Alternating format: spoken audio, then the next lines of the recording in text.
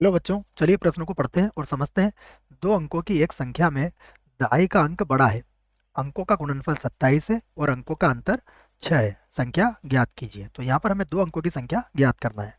प्रश्न को हल करने से पहले प्रश्न के लिए मुख्य अवधारणा लिखेंगे, जिसकी सहायता से इस प्रश्न को हल किया जाएगा। तो अवधारणा मुख्य अवधारणा में हम सबसे पहले द्विघात समीकरण लिखने वाले हैं व्यापक रूप में। ए एक्स का वर्ग प्लस बी एक्स प्लस सी बराबर 0, जहाँ ए का मान 0 के बराबर नहीं होगा। तो यह द्विघात समीकरण होगी। इसको हल करने के लिए हम लोग गुणनखंड विधि का उपयोग करेंगे। यहाँ पर गुणनखंड गुणनखंड विधि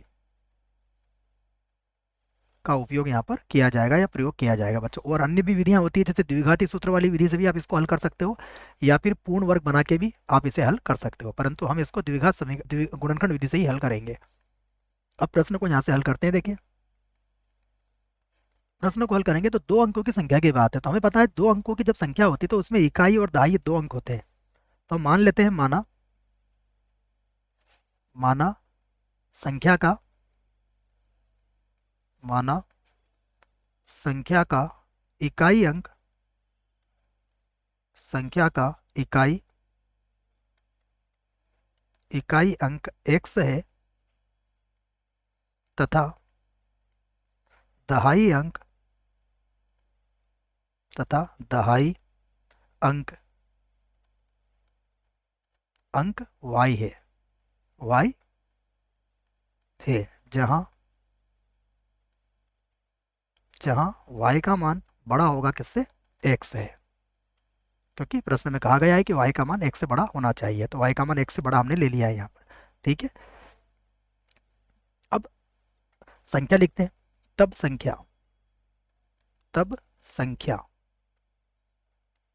देखिए, संख्या क्या हो जाएगी, हमें पता है इकाई अंक में 1 का गुणा करते हैं और दहाई अंक में 10 का गुणा करके संख्या में प्राप्त हो जाती है। तो संख्या क्या हो जाएगी हमारे पास, संख्या हो जाएगी 10y प्लस एक्स का x से गुणा करेंगे तो x। तो संख्या क्या होगी, 10y प्लस एक्स होगी।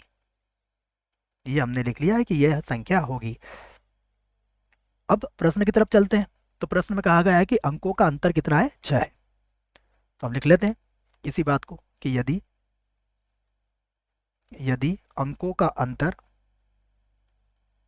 अंकों का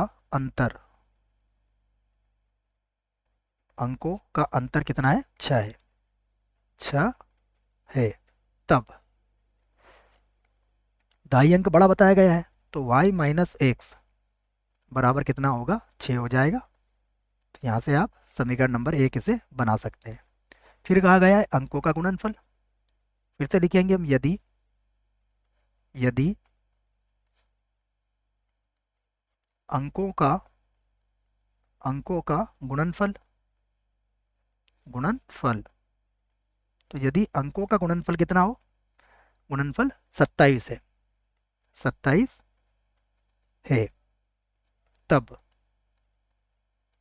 तब देखिए, अगर अंकों का गुणनफल 27 है तब दोनों को गुणा कर लीजिए आप। तो एक्स वाई बराबर कितना हो जाएगा, 27। अब समीकरण नंबर 1 से आप y का मान रख सकते हैं। तो समीकरण नंबर 1 से जब मान रखेंगे तो देखिए y का मान क्या निकलेगा, 6 प्लस एक्स। तो x तो वैसे ही रहेगा, y की जगह पे क्या लिख देता हूं मैं, 6 प्लस एक्स बराबर कितना हो जाएगा, 27। और यहाँ पर हम कारण भी दे सकते हैं कि हमने किसका उपयोग किया है, समीकरण 1 का प्रयोग यहाँ पर किया गया है।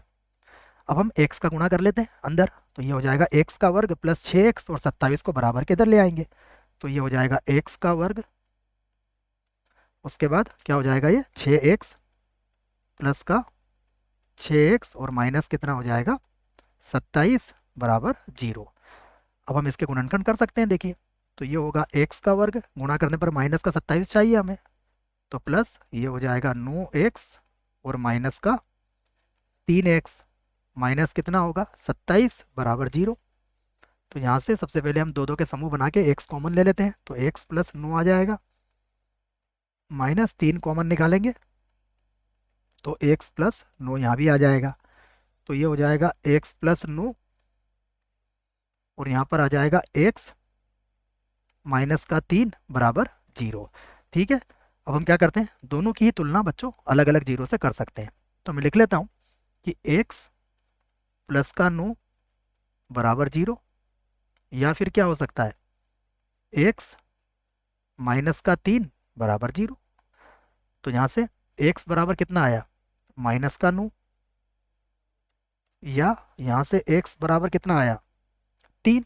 अब x का मान ऋणात्मक तो हो नहीं सकता है, इसलिए ये तो क्या हो जाएगा, अमान्य। ये हो जाएगा अमान्य। ठीक है, और x का मान 3 हमारे काम का रहेगा। तो x का मान अगर 3 आया तो आप समीकरण नंबर 1 से y का मान भी ज्ञात कर सकते हैं। ऋणात्मक नहीं होगा, ये समझ में आ गई ना बच्चों बात आपको। ठीक है, संख्या में अगर x का मान आपका ऋणात्मक होगा तो देखिए संख्या हमारी नहीं बन पाएगी। ठीक है, अब हम क्या करते हैं, समीकरण नंबर 1 में इसका मान रखते हैं, x का मान। ठीक है, कि x का मान कितना है, 3। तो मैं लिख देता हूँ समीकरण 1 से, समीकरण समीकरण 1 से